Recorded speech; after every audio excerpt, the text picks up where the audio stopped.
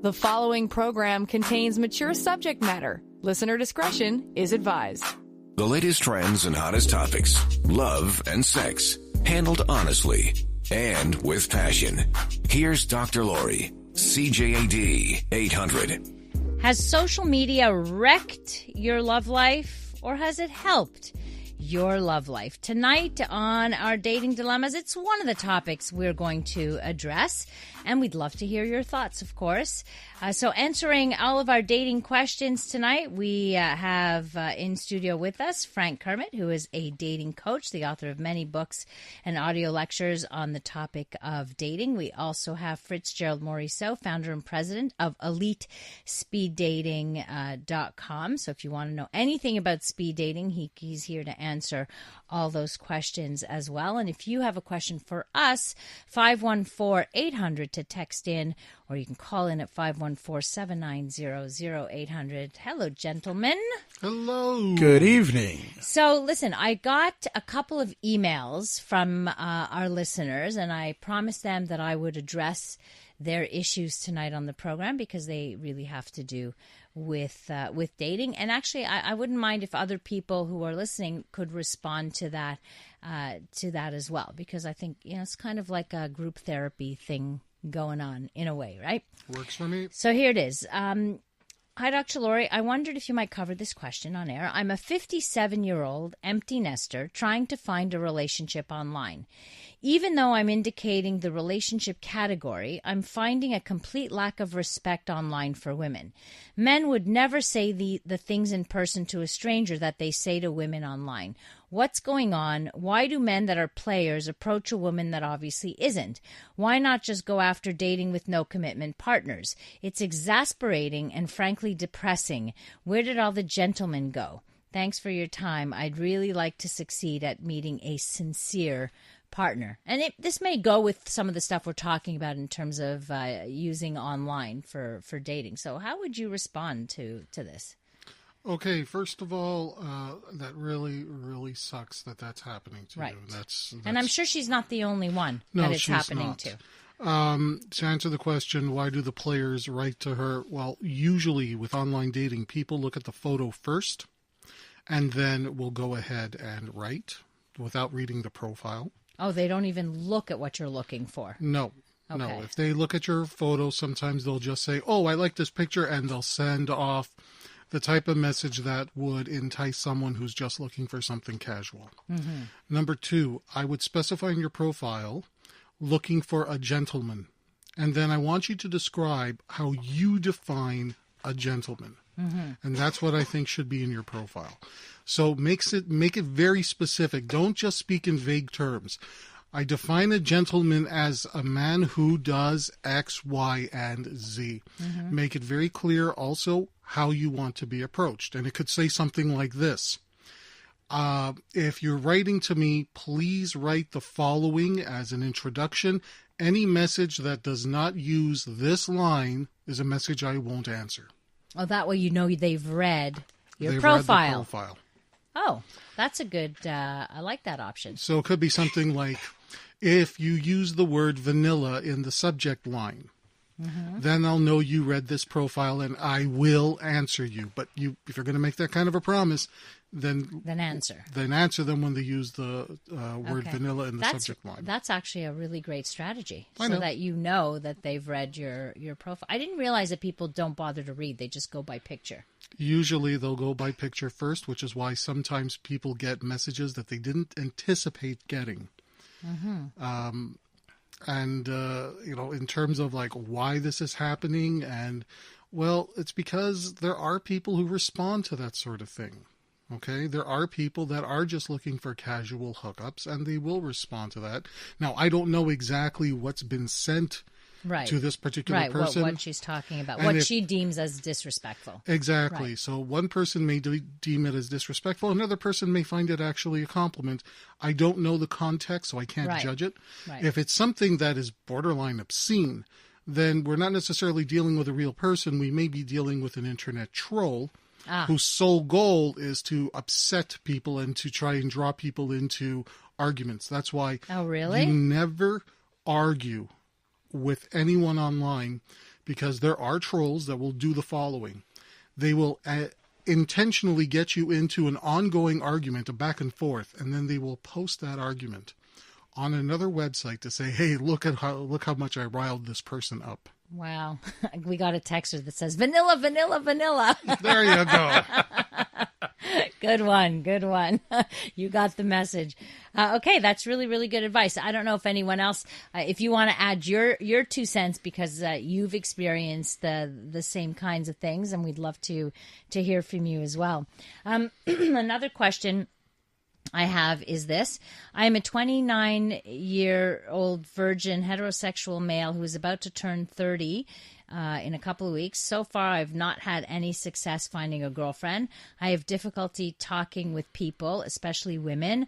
I would like to experience sex, ideally for my 30th birthday. I was thinking of trying to have a one-night stand to experience it, but I need some guidance. Now, I did answer this one last night, and I just wanted to bring it up again tonight because I did refer them to you. I did say, this sounds like a dating coach client, like a perfect candidate for a dating coach. And then we could talk about, maybe you and I, Frank, too, about sometimes the troubles run deeper. So like the issues run deeper and they may need some therapy. Yeah. But sometimes if it's simply a question of discomfort or awkwardness talking to women, and that's where I would step in, and the first thing we would do is an analysis of what his goals are. Okay. So in his case, he has a goal that he'd like to lose his virginity by the time he turns 30. Mm-hmm. Then I would ask him to start telling me some of the things that he would say to a girl on a date. And this is what I would normally do when I do a dating debrief session. This is normally used for people who have gone out on a date. Something went wrong, their person doesn't want to see them again, and they're coming back to me saying, what happened? I thought everything was going great. We'll do a step-by-step analysis of everything that was said and done on the date, including the texts, messages leading up to the date. I'll do an emotional needs analysis to see where you may have turned a person off, where the person may have interpreted something that violated their emotional need that you may be unaware of. For a lot of people, like the gentleman who wrote that text, they don't always realize that the things that they're saying and they're doing is actually turning girls off. Right. Now, they may not be gross about it. They might actually come across like really nice guys, but they're saying and doing things that are not evoking attraction. So the women feel like, okay, he's a nice guy, but I don't feel the spark. I don't feel the connection. There's something missing. Mm-hmm. He's a good friend. Right. They don't want to be a friend. They want to be a boyfriend. And this is where I take them through the process and say, okay, you're addressing some of the emotional needs because they're not totally creeped out by you, but you're missing something. And that's what we would work on. All right. If I could just add something, I just want to make sure. He said he wanted to be or experience sex for his birthday. I do think that you should follow all of Frank's advice because he definitely knows what he's talking about. But also get on Tinder and hookup sites. Possibly, but we'll get to that and look at some of the options, especially for someone that struggles in this way. This is our Dating Dilemma show, so if you have any questions about dating, tonight's the night. Your relationship's on the line. Connect with Dr. Laurie now. 514-790-0800. Passion. News Talk Radio. CJAD 800. Dating dilemmas tonight on the program, which means Frank Kermit and Fitzgerald Morisseau of Speed Dating, EliteSpeedDating.com are here in studio to answer your questions. So we had, somebody calling in or texting in about a woman in her 50s with her lousy experiences online with men who are disrespectful. This texter writes, Frank is right on the button. That's exactly what goes on those chat lines. It's unfortunate, really. This texter writes, I'm a 26-year-old woman. I'm new to the dating game. My boyfriend and I just broke up 2 months ago, and I'm back into dating. I've only ever dated people who I know, or in the case of my ex, who I met at work. My issue is I have severe social anxiety, and I'm not comfortable going out to meet new people. The idea of Tinder really turns me off because the only thing that I get whenever I'm on these kinds of apps or websites is men that are looking for hookups, even though they leave me lead me on first. What would my best option be to approach this and actually find a man or woman who is interested in a relationship and not just going to lie so that they can have sex with me? Okay, lots of questions there, so let's dissect this. First thing I would do is I would establish some personal boundaries for you. Meaning that you don't want someone to use you for sex, so maybe you need to set a rule, something like no sex for the first however much time period, no sex for the first 3 months, or no sex for the first 10 dates, or you have to decide on a number that works for you. Here's a very important thing now. You have to stick to your rules. Okay. And if you start breaking your own rules, even if during regular conversation, and this is very important for you, okay?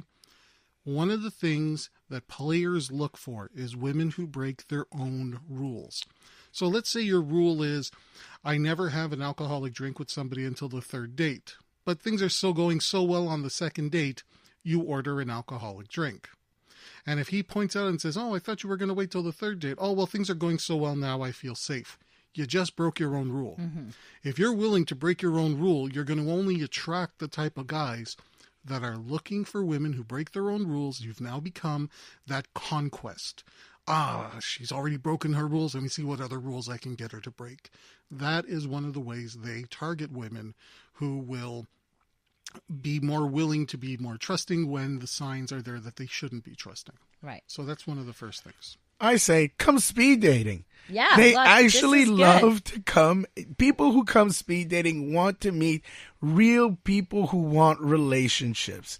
It's much harder to lie face to face. Right. You get to see the person right up front, no pictures, real conversation. And if it goes well, you get a second date, go for coffee. Now, for someone who has social anxiety, meaning they, hard to approach people out in the real world, this is a controlled environment. Speed dating becomes this controlled environment where you're really only spending how many minutes? 7? 5 minutes, 5 to 7 minutes with someone.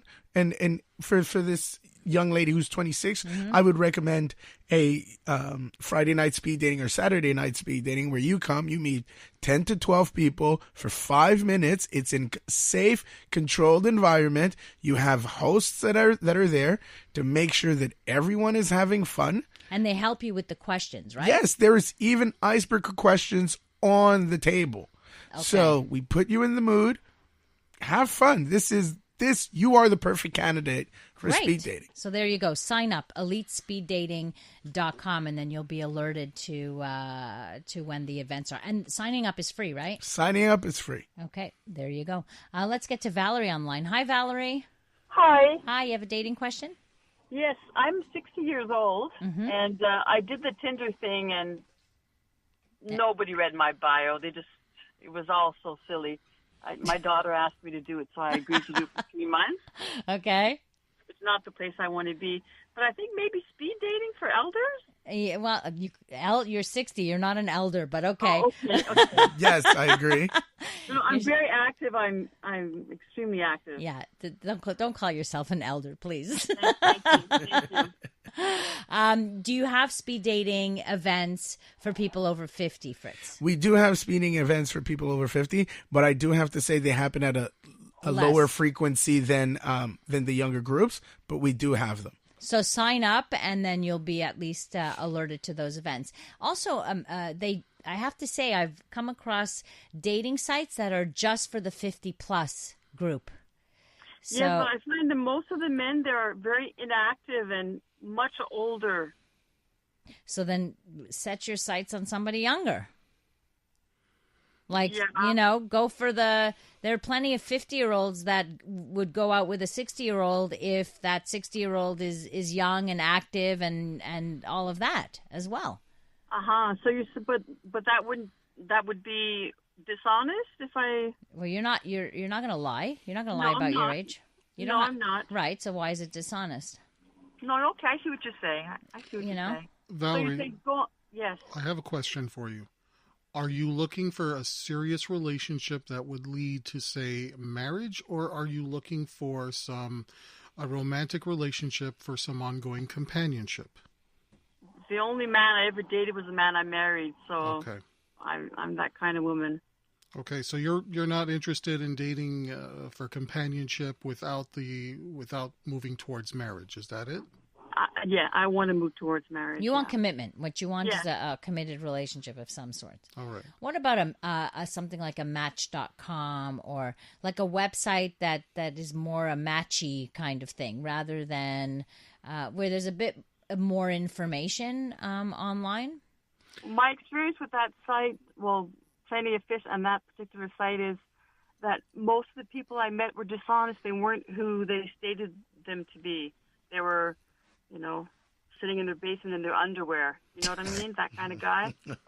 Sometimes, you might be in your pajamas or in your underwear online too. It doesn't mean you spend your life like that. It's just, I'm just curious. I would also say, go ahead, the Valerie. men I met were not who they said they were. Okay. And I guess that happens frequently enough. That's just part of it. That's part of what you're going to have to Unfortunately. face. This is why you don't allow an ongoing communication to happen online. You want to meet face to face as soon as possible. So from the first time you have the first interaction, whether it's an email or a phone number or whatnot, within 7 days, meet in person at a public place like a coffee shop and find out if they are who they say they are.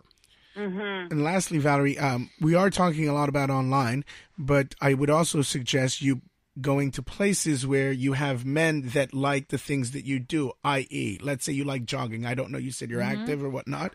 Join a jogging class that have men that are there that like to jog, and I'm sure you'll pinpoint someone who's around your age. Yeah, finding an activity, Yeah. exactly. Whatever activities you like is also joining some kind of organized activity. You can meet people who are, like-minded. If you play bridge, joining a bridge club, Correct. Whatever it is that you enjoy gets see you what out you're there. saying. Yeah. The activity I do the most is yoga. Yeah. Well, more and more men are into yoga. The problem is yoga is a very personal kind of alone experience unless you're constantly going to the same class with the same people and you meet those, and it's also usually a much smaller grouping. But if I could say yoga, I've recently heard and seen about acro yoga, which I think you're doing it, and that could be probably something that you would enjoy, and you're doing something as a couple. Yeah, well, acro yoga is when you're using another person. So, you can switch around and use another person. So, Wow. yeah, there are more and more men into yoga, but yeah, again, you can expand, your repertoire too and find other activities. And what if I meet him? What if I meet a man like at the store and I find he's an attractive man, but I don't know if he's married? So like Frank will help you with that. What do you do, Frank? in Okay, that well, situation? first of all, asking him, just going up to somebody and saying, "Hi, are you married?" might not be the best first thing to say. Here's what I would suggest. If you see somebody in the store that you think is attractive, first thing you do, make eye contact. Once you lock eyes, you smile and nod your head.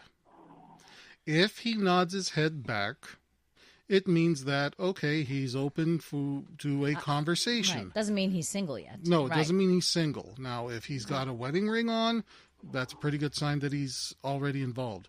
right. But at least you've made the contact, you've gotten the eye contact, you've gotten the nod. So if you approach him at that point, that's okay. And if you just go up to him and say, "Hi, you look familiar," or "Hey, I see you're here Shop shopping," here often. whatever the line is, Valerie, I actually believe that, like Frank said, yes, you get the nod, but I also think that takes a lot of time. So if it were me doing this, But I you're would the go. man. You're the man. That's a little. I Women don't are doing know. that now. Go over. He's looking at something, I don't know, soup and noodles. You can say, "Oh, I like that." Make some kind of funny comment and then start the conversation that way. It's more of Take a look and peek, and then you keep going. different way. Listen, you have nothing to lose, really, in any of these situations. If you go in it with the right attitude. You have to be willing to risk rejection if you want something better in your life. And I know you're an active person. But the activities of yoga, if it's mostly women doing it, it's not a good activity to No, meet you're men. right. Most of the men that go there are 20, 25.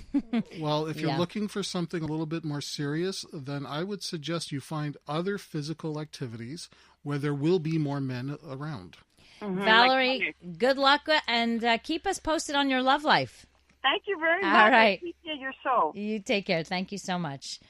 This is our Dating Dilemmas show. We have more questions for you. Actually, I like that. AA, probably not a good place to meet someone in terms of groups. We have Frank Kermit in studio along with Fitzgerald Morisseau of EliteSpeedDating.com. Coming up, let's talk about social media and dating. We have a few texts that I want to get to. Has social media ever helped your love life or has it hindered it? The following program contains mature subject matter. Listener discretion is advised. From the pleasure to the pain and everything in between. Passion with Dr. Laurie. News Talk Radio. CJAD 800. Tonight it's our Dating Dilemmas night. Actually, this text is funny. What did he say? Can you call it speed dating when they're old people? Yes, you Yeah, can. that's right. We have Fitzgerald Morisseau of EliteSpeedDating.com. I know some people are texting in asking what is the website. You sign up for free, and then when you are matched up with the group that's happening, in other words, if you fit the age category and whatever other requisites there are, then all you have to do is pay for the evening out. Exactly. Really? Okay. That's it. So all you have to do is sign up, EliteSpeedDating.com. Now, we started off the program saying we're going to talk about social media. How can social media wreck your love life, Frank, in terms of your dating life? I know how it can wreck marriages. I just don't know how does it wreck your love life? Okay, I'm going to give you some very specific examples that have come up for me when I'm doing coaching, especially date debriefing, debriefing dating. So here are some. Number one, people constantly checking their phones and checking their social media when they're on a date or at a social event. Big faux pas. People will turn off from you and probably not want to go out on a second date if you couldn't give them your attention on a first date. Right. Sometimes people get so into arguments and distractions and whatever's going on and conflicts from being on social media that it ruins their mood. Try going out on a date, having a good time, meeting somebody new when you're still fuming about what somebody posted and then you wrote something and then somebody else wrote something. Right. And then you might want to stay off social media before going out on a date, especially. I get that you might want to go on there looking for conversation topics, but if it's riling you up, it's probably not a good idea to go do that. Okay. Sometimes people like to see what's going on with one of their exes. And even if they don't intend to, just seeing pictures of your ex, remembering some of the good times, especially if there's photos of you and your ex together on your ex's social media accounts, it might trigger some feelings of regret, feelings of missing them, some feelings of longing, and it might not necessarily allow you to move on, which is what you need to be doing. You need to move on. You need to meet new people. It might be a good idea just to block your ex, at least temporarily, until you can get out of the habit of looking them up. Right. Sometimes social media will allow people to learn all about you before actually meeting you. Why is that a bad thing? Well, the whole point of dating is to get to know somebody in person. And let's say you've met them online, and they say, hey, let's make friends on all these social media. So somebody goes through all this social media, looks you up, and they may not feel that there's anything left for them to learn about you. So they feel bored. They say, well, they're already picturing what their future is going to be like in dating you based on what they find on your social media, and they'll make judgments such that based on that, and they don't have the motivation to date you. So you don't become friends and you don't connect on social media until after you've met the person. But I have to say, Frank, that I know a lot of people who, let's say, are fixed up with someone or met them through some other form, and then they look them up, whether they Google them, whether they search them on social media because I think most of us don't like the blind, like we don't like the blind dating kind of thing. So we want to gather as much information as possible to look and see, okay, does this person with whatever I see there fit at least the criteria I'm looking for? And that makes sense, especially for safety reasons. Yeah. But it's not a complete picture. No, that's for sure not. Anything posted online is definitely not a complete picture. Has social media affected your love life? Has it helped your love life? Have you ever met anybody online? Well, online through social media. Like a lot of people now are connecting through Instagram, through direct messaging, through Facebook. I'm sure most of us have gotten friend requests from people we have no clue who they are. And often from strange lands, like from faraway lands. And it's like you wonder, how did they ever find you? And many times I will get direct messages from people from across the world who have no idea, who just say, hi, hey, beautiful, or I'd like to meet you, or you're so pretty, or whatever it is. They use the same lines for everybody, but that kind of thing. What are they looking for? Well, chances are they're scamming. They're trying to find a way to get your money. This is why you never give anybody your money online. And unfortunately, I know a few situations where that has happened, where somebody got into a conversation with someone who sent them a hi, it was from a different country, and suddenly they were connecting. Oh, I'm falling in love with you, and I think you're great, and all that attention. She was feeding off of all of this attention, and then eventually, after she was, after a few weeks or months of this, it was like, oh, my mom is sick, and I really need money to get her to the hospital. Anyway, she ended up like spending $10,000. I believe basically sending that kind of money, thinking she was, helping, and this person was really honest, and so you do have to be wary of scammers, especially on social media. A couple of questions. This one was something we attacked last night. Hello, Dr. Laurie. Just wondering what your guests think of that $1 million question from yesterday. Can men and women actually just be friends? I personally feel I know what the ideal answer should be. However, with all their experience, I'm interested in their honest, realistic response to that question. That's from Dan. So do you want to answer that? Can men and women be just friends? Provided they're willing to follow certain boundaries that have been put in place, even then, if somebody starts feeling some kind of an attraction, and as long as they don't act on it, then yes, they can have a friendship. You said exactly what I said. Okay. With that said, as soon as you start having feelings, or as soon as one person in the couple feels some kind of an attraction, it doesn't matter who, whether it's the man or the woman, that friendship is essentially over, and now they've moved into another stage, which is either they're going to start... If they act upon it, though. If they act upon it. What if they don't? Well, if there's already an attraction there, then it's not really a friendship. It's a relationship in waiting. That means there's somebody there who's waiting and hoping, and I don't call that a friendship. Okay, but go ahead. I totally believe that men and women can be friends. 100%, it could happen. I'm talking of my own personal experience. I am friends with a lot of women. My soon-to-be wife, fiance, of who I have 2 children with, knows all of them. She's met ex-girlfriends that I'm still friends with. There's absolutely no problem with it, with one caveat. You have to, at least myself, I'm very secure with who I am, and I know when something starts and ends. You have your boundaries, is what you're saying. I do. Yeah. So I'm with you. I'm in the exact same position as you. I have very clear boundaries. I don't hide anything from my husband. My husband knows who my male friends are.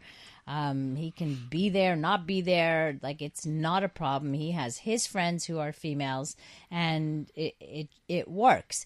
Now, having said that, you might be attracted to somebody, but attracted because we're human. And, friendships are based on connections. Correct. And you're connecting with somebody. So at some level, there's some kind of attraction. It doesn't have to be a romantic attraction, but there's something that draws you to that person. And that, to me, is whether it's a female or a woman or a man. It doesn't mean you want to go to bed with them.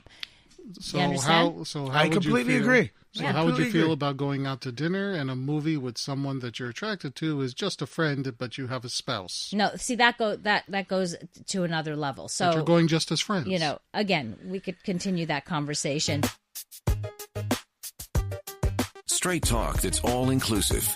Passion with Dr. Laurie. News Talk Radio. CJAD 800. Dating dilemmas tonight on the program. Off air, we're continuing the debate about can men and women be friends, and what levels, and what we would do, what we wouldn't do, and the most important thing, of course, is knowing your own boundaries. So, if you have any thoughts on that, you can certainly text in. Once again, the speed dating site is elitespeeddating.com. You can just sign up. You have to give your age and some information. It's free to sign up. And then when an event takes place, I think the way it works, Fritz, is that you gather, when you have enough people, you put an event together, and then you just pay for the event. So, and that's it. This texter writes, I've pretty much met all my girlfriends through work, at a bar, or through friends. And 13 years ago, my wife at a mutual friend's New Year's Eve party. So a lot of people are still meeting in real life. It's not like everybody's meeting their significant other online, but more and more and more people are meeting their significant other through dating apps online. And I hear a lot of success stories. I mean, I hear horror stories too, but I hear a lot of success stories as well. Right, but things have also changed. Like he's saying, he met his wife 13 years ago. Well, let's say 20 years ago, it was okay to date a coworker. Now, companies are putting policies in place where coworkers are not supposed to be dating, and they're not supposed to be having certain conversations. To avoid sexual harassment suits and just avoid any potential misunderstanding. So meeting through work is no longer an option for a number of people. And if people are just not going out, or they're not into the bar scene, they're not into the club scene, if people are basically homebodies, online dating might be an option just because they don't have to leave their homes, or they need something that is safe. Yeah. And a safe environment would be something like speed dating. Right. And you don't have to be a homebody. You might be a busy person who doesn't have time to go out every night to some kind of social event. Or the interests that you do have don't cater to the type of people you would be attracted to for dating. Mm-hmm. So if you have an interest and you're hanging out with people of the same gender or the same same type of person that you are, but not the type of people you want to date, you may need to step outside of that comfort zone and try something new. Right. On the cross-gender friendships here, my wife is a flight attendant. She has many male friends, which happen to mostly be gay, and all the others are married or content with their own lives. And that may matter too, that you've got people who are, you may have, one of my very close friends is also married. I'm married. Like, we still have a friendship. Our significant others are very well aware and know each other. Like, we all know each other, And there is the concern sometimes that it's better to stay, for couples to be friends with couples, because sometimes single friends may ask someone in a couple to take part in something that might not sit well with the couple. Mm-hmm. So that you also have to be mindful. Again, you have to stick to some boundaries. And listen, I've also heard, there are plenty of horror stories too about couples friends with other couples where they, I don't want to say stole the other person's partner, because you're not stealing when the other person is consenting, right? But where those relationships formed as well. But again, everything has a risk, and life is full of these risks. There's no guarantees in any of it. Exactly. Anyhow, right? I have 2 male friends, this texter writes, and one of them is hoping that one day I will be single. So here it's where the attraction is, and the person is... So it's not really a friendship. He's in waiting. I agree with you, Frank. That's not a friendship. So this person's in waiting. So you're either a friend or you're in waiting. Well, he's not really a friend because he's just hanging around waiting that there's a chance. And what's going to happen if she ever told him, look, even if I am single, there's no way I would ever date you. Now, if he sticks around and continues to be your friend, knowing he's got zero chance ever, then I can say, well, maybe they actually have a legitimate friendship. Right. The question is, would he stick around? Right. I actually think that's kind of creepy, but okay. What, to say that? If someone would tell me, if I told them I'm waiting for you to leave boyfriend, or I'm waiting for you to be single. to single, okay, and then you then tell me that you will, even if I would never date you, and I'm still hanging around. I don't. Something wrong with you. Yes, Right. with me. Right. Possibly. If that's the only reason that they're hanging around, right? Yes, that's the premise. It might be the only intention. And somebody mentioned that last night. It's like somebody's intent. If their intent is to wait to catch the, to catch the fallout kind of thing. Mind you, it does work. Well, I'm sure it has worked, or it does work, or what have you, but again, that's not like, just don't that's delude not the yourself. friendship. It's also not the it's not a friendships that we're friendship. talking about, really. So yeah, there would be a delusion of some sort here. This is it with respect to social media. I was dating someone, and his ex still had the passwords to his Facebook account. She successfully managed to bring an end to our relationship by pretending to be him. At first, I couldn't understand why he was deleting our pictures. Then I realized she must still be in the account. When I spoke to him about it, he didn't believe me. In the end, she still had her hooks in him. Glad I didn't invest too much time with him. He had not moved on. So imagine he didn't believe her in that situation. Well, eventually there was evidence, but yeah, imagine he didn't believe her. And I got to tell you, I actually coached somebody who was in that situation, and he was trying to figure out if he should get more serious with his girlfriend or if he should call it quits. Well, unbeknownst to him, she had the access to the email, so she started writing me emails pretending to be him, revealing all kinds of personal details about him that he hadn't yet shared.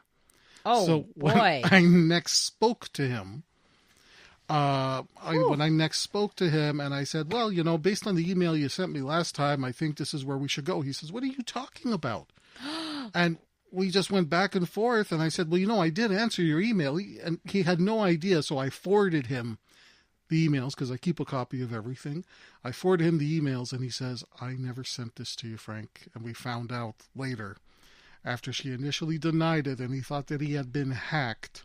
She then admitted, yeah, I did that. I was mad at you because you were trying to figure out where you wanted, whether or not and this reminds me, of course, of that story that was in the news not too long ago of the girlfriend who used the guy's email account, hacked into it, and she ended up paying a big price for it, because in the end he sued her, and he paid a big price because he didn't end up going to the school that he really wanted to get into, and she kind of did a real number on his potential for a career.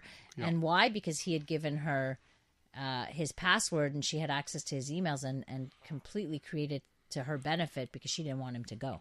But I do think that this is a different scenario. She said that the ex-girlfriend this is like somebody sabotaging a relationship and trying to break them up, and succeeded in breaking them up because she was still interested in him. It's just all this devious behavior are real big red flags, frankly, to even getting back. Can you imagine the guy getting back with someone like this? Well, see, that's what I was leading to, is that I don't know if she's the person, the ex-girlfriend, who succeeded destroying or not destroying or breaking your relationship, or you were looking for a reason to leave the relationship. No, because all you had to do is change the password, and then we're good. But that's for the other guy. But this is the other partner saying, and the partner saying, look, I don't believe my ex did that. Just look, she did do this. She is sabotaging. So it didn't sound like it was gonna end anytime soon. But anyhow, this show must end. Oh.